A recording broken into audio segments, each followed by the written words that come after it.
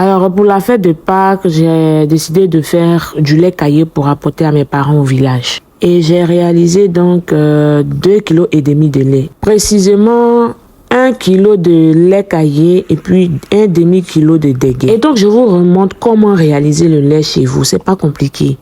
Donc, vous allez voir que j'ai d'abord renversé de l'eau. L'eau était chaude, donc j'ai laissé l'eau refroidir jusqu'à ce que ça soit tiède.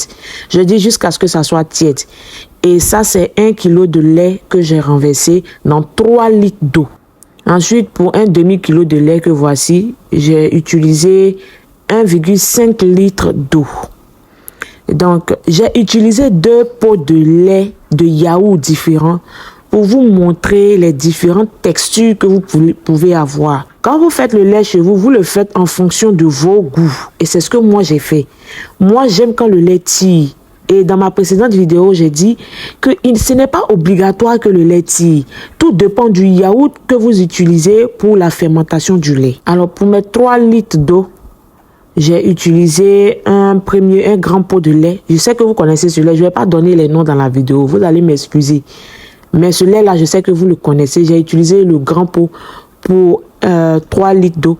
Et puis, j'ai utilisé un petit pot pour 1,5 litre d'eau.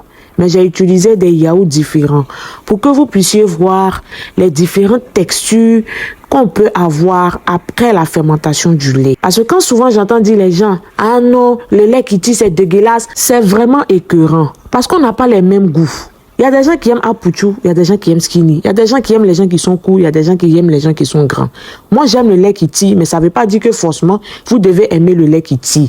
Je vous ai montré dans ma précédente vidéo comment réaliser le lait. Maintenant, libre à vous de choisir le lait et le yaourt qui vous sied pour obtenir la texture que vous aimez.